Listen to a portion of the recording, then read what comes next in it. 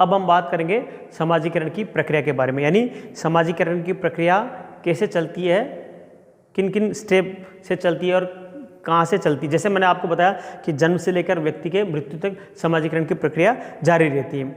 अलग अलग मनोवैज्ञानिकों ने, समाजशास्त्रियों ने अलग अलग इसके स्टेप बताए हैं। बेसिकली जो मनोवैज्ञानिक है, साइकोलॉजिस्ट है, उन्होंने बचपन के स्टेप बताए हैं, तो और पार्सन्स थोड़ा अलग बताएं, तो मैं उसमें थोड़ा बताऊं। जीन पियाजे समाजशास्त्र मनोवैज्ञानिक थे, उन्होंने 6 चरण बताए।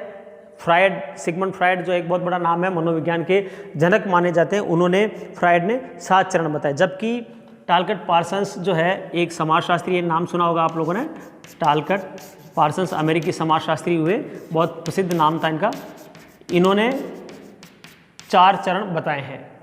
तो कौन कौन से 4 चरण, एक एक चरण की बात करेंगे। पहला बताया उन्होंने मौखिकावस्था, इसको अंग्रेजी में बोलते हैं oral stage, ORAL, oral stage. Oral stage क्या होता है, ये पहली चीज मैं बताऊं। ये स्टेज जो है 0 से लेकर के 18 महीने तक जो है अवस्था में चलती है। जैसा कि आप जानते हैं, बच्चा जब पैदा होता है बिल्कुल छोटा सा, तो और 1.5 साल की उम्र तक की अगर हम बात करें, तो उसकी जो भी आवश्यकताएं होती है वो सब आवश्यकता, उसको बोलना चालना तो आता नहीं शुरुआत के अंदर पैदा होते ही, तो वो अपनी, और उसको भूख लगती है, प्यास लगती है, सारी चीज़ें लगती है, तो ये चीज़ें वो कैसे सीखता है, ये सीखने का तरीका। अब वो अपनी आवश्यकताएं कैसे व्यक्त करता है कि भाई उसको भूख लग रही है, तो उसके पास सीधा सीधा एक ही माध्यम है, वो रोता है।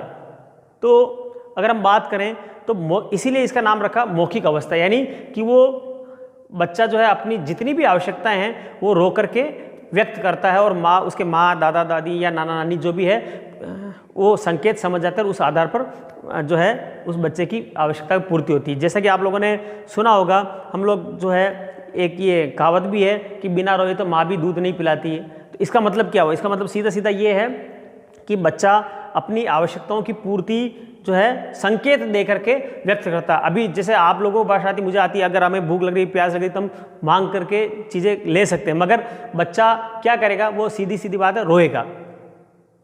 अगर उसको भूख लग रही, प्यास लग रही, पेट दुख रहा है, उसने लेटरिन पेशाब किया है, तो वो रो करके संकेत देकर उसके आधार पर माँ बाप वो समझ जाते हैं। तो इस अवस्था के अंदर क्या होता है, बच्चे का संपर्क माँ के साथ ज़्यादा होता है। इस उम्र के दौरान बच्चा छोटा मोटा चलना फिरना सीखता है। एक तरह से इस उम्र के दौरान बच्चा एक तरह से केवल उनके लिए, परिवार के लिए खिलौने टाइप का रहता है, और उसका माँ के साथ ज़्यादा संपर्क रहता है। ये पहली चीज़ अवस्था हो गई मौखिक अवस्था। उसके अंदर छोटी मोटी चीज़ें उसमें ज़्यादा सिखाया नहीं जाता, मगर इसमें फ्रायड ने इसको प्राथमिक परिचय का, चलना फिरना, छोटे मोटे बोलना, शब्द सिखाया जाता है, वो चीज़ें सीखता है। और वो शब्दों में भी आपने देखा होगा, जो छोटे बच्चे होते हैं वो पानी नहीं बोल के मम बोलेंगे, कोई और वर्ड बोलेंगे, पापा को पा, या इस तरह कई बच्चे पापा को पापी बोल जाएंगे। तो ये सारी जो चीज़ें हैं वो मौखिक अवस्था के अंदर चलती है। पहला ये अवस्था हो गई। दूसरा सोपान है, दूसरा स्टेज है शोध सोपान। मैं यहाँ लिख देता हूँ। दूसरा है शोध सोपान। इसका जो नाम है एनल स्टेज, उसका था ओरल स्टेज। मौखिक अवस्था को बोलते हैं ओरल स्टेज, और इसका बोलते हैं शोध सोपान को बोलते हैं एनल स्टेज। ठीक है, शायद मैंने पहले वाले में गलत बता दिया होगा, तो आप उसको करेक्शन कर लेना। मौखिक अवस्था को ओरल स्टेज और शोध सोपान को एनल स्टेज बोलते हैं। ठीक है, अब ये सोच लिखा मैंने, है ना, हिंदी में एक सोच होते, वो नहीं है, ये सोच है, ये शौचालय वाला सोच है, और ये सोच सोचने से रिलेटेड है ना, दिमाग से, है ना। तो यहाँ शोध सोपान का मतलब क्या हुआ कि जो है बच्चा, और ये अवस्था चलती है 3 साल तक की उम्र के बच्चों के लिए चलती है शोध सोपान, है ना। इसमें क्या होता है कि जो बच्चा होता है उसे हम शुरुआत के अंदर, जैसे मैंने अभी एक छोटा सा उदाहरण दूंगा, मान लीजिए 2 महीने का बच्चा पेशाब कर देता, लेटरिन करता है बिस्तर के अंदर, तो हम उसे डांटते नहीं, मगर जो है एक उम्र 3 साल के बाद बच्चों को या जो हम सिखाना शुरू करते हैं कि बेटा टॉयलेट कहाँ करना, लेटरिन कहाँ करनी, ये सारी चीज़ें उसको हम संकेत दे करके, और वो सारी चीज़, जगह, हाथ धोना, ये सारी चीज़ें हम उसको सिखाते हैं। खाना कैसे खाया जाए, तो शरीर के साफ संबंधी जो है साफ सफाई से जो है जुड़ी हुई चीज़ें जो सिखाते हैं वो इस स्टेज के अंदर सिखाते हैं, सोपान या एनल स्टेज के अंदर सिखाते हैं। इसके अंदर क्या होता है कि बच्चे को, और ये अलग अलग अवधि होती है, गाँवों में शहरों में अलग अलग होता है। गाँव के अंदर आप लोगों ने देखा होगा 4-5 साल का बच्चा भी नंगा घूम रहा तो कोई दिक्कत नहीं, मगर शहरों में जो है ये अवधि कम होती है। उसमें आपने देखा होगा छोटे बच्चों को भी हम जो है, अगर बच्चा चड्डी नहीं पहन रहा था हम उसे शेम करके चिढ़ाते, ताकि बच्चा क्या कि एक बार धीरे धीरे हम उसको चिढ़ाते तो उसको यूँ लगने लग जाता यार मैंने कोई गलत काम किया, फिर बाद में ऑटोमेटिक वो कपड़े पहनना शुरू कर देता। इसी तरह पेशाब या अगर बिस्तर गीला करता है या वहाँ लेटरिन कर देता उसको हम डांटते तो बच्चे को धीरे धीरे आदत पड़ जाती वो इस तरह काम नहीं करे। तो ये सोपान कहलाता है। इसमें भी बच्चे का ज़्यादातर संपर्क परिवार माँ के साथ रहता है। परिवार के अंदर भी खास तौर से बच्चे की घनिष्ठता माँ के साथ रहती है। तीसरा सोपान है ओडिपल सोपान। इसका हिंदी कोई नहीं है, ओडिपल ही बोलते हैं इसको। ये ओडिपल सोपान, अब मैं इसको बारे में बताने से पहले मैं आपको एक छोटी सी कहानी बताऊंगा। कहानी सिंपल सी यूँ है कि जो है यूनान, पुराने ज़माने की बात है, यूनान एक छोटा सा देश है। अभी आपको पता होगा यूनान की जो सिकंदर जो है वहाँ से हुआ। इसके अलावा प्राचीन सभ्यताओं के अंदर, जिसे हम ग्रीस भी बोलते हैं, यूनान के अंदर बहुत सारी प्राचीन जो सभ्यताएं हुई और पुराना इतिहास है उसका यूनान का। तो वहाँ की कहानी है, एक राजा के घर में जो एक बच्चा हुआ। जैसा कि आप जानते हैं पुरानी कहानियों में बच्चा होने के बाद ज्योतिषी को बुलाया गया, ज्योतिषी से पूछा कि इसका भविष्य बताइए। तो ज्योतिषी ने बच्चे को कहा कि ये जो है बच्चा बहुत बड़ा राजा बनेगा, मगर राजा बनने के साथ ही ये आपको तो मारेगा ही, है ना। और हालांकि इसमें भी कोई ज़्यादा विशेष बात नहीं, क्योंकि इतिहास गवाह है कि बहुत सारे बच्चों ने अपने पिता को मार करके सत्ता हत्याई है। तो मगर ये जो है बच्चा पिता को मार के अपनी माँ के साथ शादी करेगा। ये सुन करके आपको जैसे झटका लगा वैसे ही राजा को भी बहुत बड़ा झटका लगा। उसने कहा ऐसी औलाद मुझे नहीं चाहिए। उसने कहा इसे जंगल में ले जाकर मार दो। उसके जो नौकर उसको लेकर जंगल गए। नौकरों को दया आ गई, उन्होंने कहा इस बच्चे को मारने का हम पाप क्यों करें, इसको छोड़ देते हैं, ये यहीं शेर चीते खा लेंगे, मर जाएगा। मगर संयोग ऐसा हुआ कहानी के अंदर कि जो है वो बच्चे को आस पड़ोस के अंदर कोई एक ऋषि मुनि रहता था, उसने उस बच्चे को व्यक्ति ने बचाया और उसको धीरे धीरे बड़ा किया। और वो बच्चे में प्रतिभा थी तो वो योद्धा बना और उसने अपनी सेना इकट्ठी की और अपने आगे भविष्य में चल के उसने अपने पिता के ऊपर हमला किया। उसको पता नहीं था कि ये पिता है, कौन है, क्या है, और उसको मारा। और मार करके, और पुराने ज़माने में ये भी परंपरा थी कि जो विजयी राजा होता था वो पराजित जो राजा होता उसकी बीवियों को अपने हरम में ले लेता था, अपने पास ले जाता था। तो उसने अपनी माँ के साथ शादी कर ली। ये एक कहानी। अब इसी कहानी के आधार पर जो है ओडिपल सोपान का नाम रखा गया। इसी तरह एक तो होता क्या, दरअसल ये जो 3 साल से लेकर के 12 साल की अवधि के अंदर ये ओडिपल सोपान काम करता है, ये स्टेप होती है। अब यहाँ सवाल ये उठता है कि इस कहानी का हमारे से क्या लेना देना, या सामाजिकरण की प्रक्रिया से क्या लेना देना। तो जो मनोवैज्ञानिक है, समाजशास्त्री, उनका ये मानना है कि इस अवस्था के दौरान, और इससे पहले मैं आप लोगों को एक छोटा सवाल पूछूंगा कि अगर आप लड़के हैं तो आप अपनी माँ से या पिता से, दोनों में से किससे ज़्यादा प्यार करते हैं, या लड़की है तो आप किससे ज़्यादा प्यार करते हैं। जाहिर सी बात है कि आमतौर पर सवाल जवाब ही आएगा, लड़के अपने पिता से ज़्यादा प्यार करती है, लड़के अपने माँ से ज़्यादा प्यार करते हैं। ये बिल्कुल जाहिर सी सवाल है। कारण ये है उसका, उन्होंने उसमें क्या होता है कि 3 साल से 12 साल की उम्र के अंदर जो है लड़कों में ओडिपल ग्रंथि का विकास होता है और लड़कियों में होता है इलेक्ट्रा ग्रंथि का। लड़कियों में होता है इलेक्ट्रा, और इसके बारे में भी सेम वो की वही कहानी। इलेक्ट्रा एक यूनान की एक राजकुमारी थी, वो पैदा हुई, सेम वो की वही कहानी। उसके बारे में ये कहा कि ये बड़ी होकर के जो है अपनी माँ को मारेगी और अपने पिता के साथ शादी करेगी, ये कहानी थी उसमें।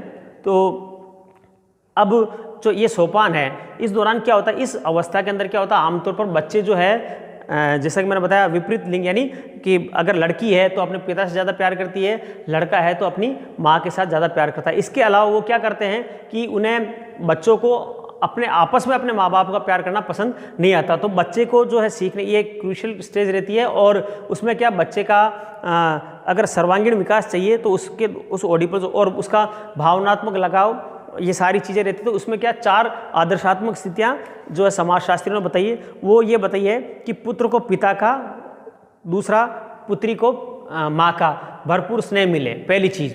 दूसरा कि बालक परिवार में जिस सदस्य को अपना आदर्श मानता है उस व्यक्ति के साथ बच्चे के अच्छे संबंध हो, उसके साथ घनिष्ठ संबंध बनाए जाए। और जैसा कि आप जानते हैं कि हर बच्चे का परिवार में कोई न कोई एक अच्छा लगता है, कोई भी हो, चाहे दादा दादी माँ बाप जो भी है, और वो उनकी तरह बनना चाहता है। और इसीलिए बच्चे आपने देखा होगा नकल भी करते हैं, है ना। मान लो उसको दादाजी पसंद है तो दादाजी छड़ी लेकर चलते तो छड़ी लेकर घूमेगा, चश्मा लगाते तो चश्मा लेकर घूमेगा। तो ये सारी चीज़ें। तो ये तीसरा है कि परिवार के जो बाकी सदस्य है वो बच्चे को पिता में निष्ठा रखने के लिए प्रेरित करें। और आखिरी जो चरण है वो सबसे इम्पोर्टेंट है, आखिरी जो बात है वो महत्वपूर्ण है कि जो है पिता का माँ के प्रति सम्मानपूर्वक व्यवहार हो। आमतौर पर ये कम चीज़ें देखने को मिलती है। तो ये सारी आदर्श परिस्थितियाँ होने के बाद क्या होता है कि बच्चे के विकास के अवसर भरपूर रहते हैं। तो ये तीसरा चरण हो गया ओडिपल सोपान। और इसके बाद पार्सन्स ने आखिरी चरण बताया है किशोरावस्था। अब यहाँ आखिरी चरण का मतलब ये नहीं कि आदमी की जिंदगी खत्म हो गई किशोर होने के बाद। किशोरावस्था को अंग्रेजी में बोलते हैं एडोलेंस एज। किशोरावस्था, एडोलेंस एज, ये सबसे इम्पोर्टेंट चरण है। और अगर आप लोग मेरा वीडियो देख रहे हैं, आमतौर पर आप लोग जो है अभी अभी इस चरण से निकले हैं या निकलने वाले हैं। ये जो किशोर अवस्था है ये आमतौर पर 12-13 से लेकर के 17-18 की उम्र तक को हम इसको किशोर अवस्था के अंदर मान सकते हैं। ये जो सबसे इम्पोर्टेंट चरण क्यों है, कारण ये है कि पहली चीज़ तो इसमें चाहे आप लड़का हो चाहे लड़की हो, शारीरिक परिवर्तन शुरू होते हैं। लड़का है तो दाढ़ी मूंछें छोटी छोटी आने लग जाती है, आवाज़ भारी होने लग जाती है। लड़कियां हैं तो माहवारी शुरू होती है। इसके अलावा जो है उसमें आप लोगों ने देखा होगा कि इस अवस्था के अंदर आपको बच्चों के साथ खेलने लगो तो बच्चे आपको भगा देते हैं कि आप तो बड़े हो, बड़ों के साथ खेलने जाओ तो वो दूर जो है बाउंड्री पर आपको फील्डिंग करने लगा देंगे क्रिकेट के अंदर, या उनको कहें तू तो अभी बच्चा, तू हमारे पास क्यों कर रहा। घर के अंदर भी सेम यही कंडीशन होती है। कई दफ़े माँ बाप आपको डांटेंगे, अब तो तू बड़ा हो गया, तेरे में इतनी भी अक्ल नहीं। और कई दफ़े जो है अगर आप लोग कोई जिम्मेदारी लेना चाहो तो आपको कहेंगे तू अभी इतना बड़ा हो गया कि तू हमारे फैसलों के बीच में बोलेगा। यानी कहने का मतलब है कि किशोर अवस्था एक बहुत संकटग्रस्त अवस्था, तनावग्रस्त, यानी सबसे ज़्यादा तनाव व्यक्ति को इसी अवस्था के अंदर होता है। उसे जो है लगभग हर मौके पर टोका टोकी का सामना करना पड़ता है परिवार के व्यक्ति उसे। तो ये जो है किशोर अवस्था कहलाती है, ये जो है किशोर अवस्था कहलाती है और ये तनावमय होती है। तो महत्वपूर्ण चीज़ है कि इसके अंदर अगर आप जो है परिवार के अंदर अगर अच्छा वातावरण है तो बच्चा गलत दिशा में जाने की संभावनाएं नहीं रहती। तो मोटे मोटे तौर पर व्यक्तित्व का जो निर्माण है वो किशोरावस्था तक हो जाता है। जैसे जो हम पक्का गड़ा जिसको बोलते हैं ना, वो यहाँ तक हो जाता है। उसके बाद भी हालांकि गुंजाइशें बहुत रहती है बनने की, आगे बिगड़ने की, मगर मोटे तौर पर व्यक्तित्व का निर्माण यहाँ तक होता है। और बाकी अगर हम अवस्थाओं की बात करें तो युवा अवस्था हो गई, प्रौढ़ अवस्था हो गई और वृद्धावस्था, उसके बाद जय सिया राम। तो ये जो है मोटे तौर पर ये चरण है इनके। इसकी बात अगर हम बात करें समाजीकरण कैसे सीखते, ये भी एक छोटा सा प्रश्न आता है कि समाजीकरण कौन कौन करता है। तो समाजीकरण की जो संस्थाएं हैं, परिवार है, दोस्त लोग हैं, पड़ोस है, स्कूल है, कॉलेज है, इसके अलावा हम जहाँ पर जो नौकरी करते हैं, हम मान लीजिए किसी संस्था में जाते हैं, धार्मिक समूह में जाते हैं, वो है, राजनीतिक दल है, ये सारी चीज़ें जहाँ भी हम जाएंगे करेंगे वहाँ पर हम कोई न कोई चीज़ें सीखते हैं। तो समाजीकरण के जो संस्थाएं, एजेंसियाँ, ये अभिकरण हम इनको कहेंगे। तो मेरे ख्याल से मोटे मोटे तौर पर समाजीकरण किसे कहते हैं, समाजीकरण की विशेषताएं, समाजीकरण की प्रक्रिया और समाजीकरण के जो अभिकरण वो मैंने आपको समझाए। अगर आपको ये वीडियो पसंद आया तो इसको निश्चित रूप से लाइक, शेयर और सब्सक्राइब कीजिए। दूसरा जो है कोई भी प्रश्न आपको पूछना है तो आप मेरे फ़ोन नंबर 9414317258 पर पूछ सकते हैं। इसके अलावा आप जो है इसमें कमेंट के अंदर भी आप सवाल पूछ सकते हैं, मुझे अच्छा लगेगा। धन्यवाद।